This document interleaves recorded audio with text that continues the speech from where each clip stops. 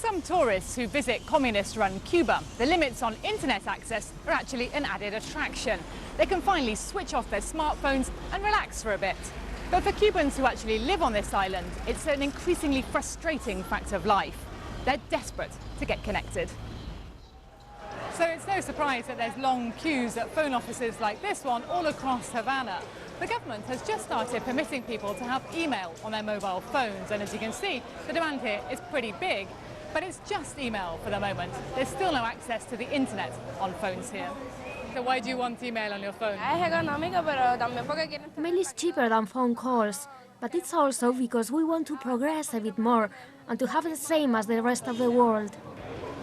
Well, just next to the queue at the phone office here is one of Cuba's new public internet access centres. This is where people here in Cuba can now actually get online. It's a new service. There's around 300 of these places that have opened across the country in the past year, but it's expensive. It's $4.50 for 1 hour, and if you're a state worker here in Cuba, that's 1 week's salary.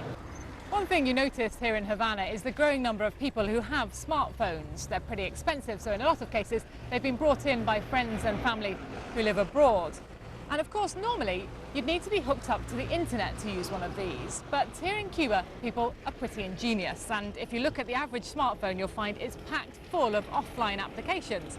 So have a look at this one, for example. It's got Wikipedia on it. There's all sorts of foreign language dictionaries. It has GPS, so you can use maps on here, and this one is full of games. Of course, usually you'd need to get online to update your applications, but here in Cuba they've got that covered too. If you know the man to go to, they'll transfer everything you want straight to your phone.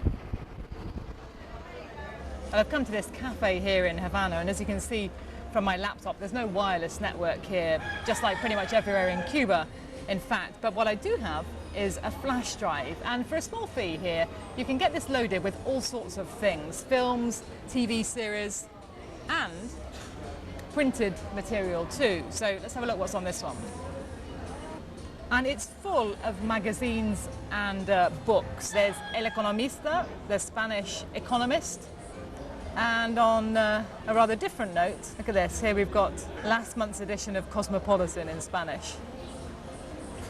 It's almost like being in an internet cafe, but all the information I'm getting is coming off this flash drive and not off the web.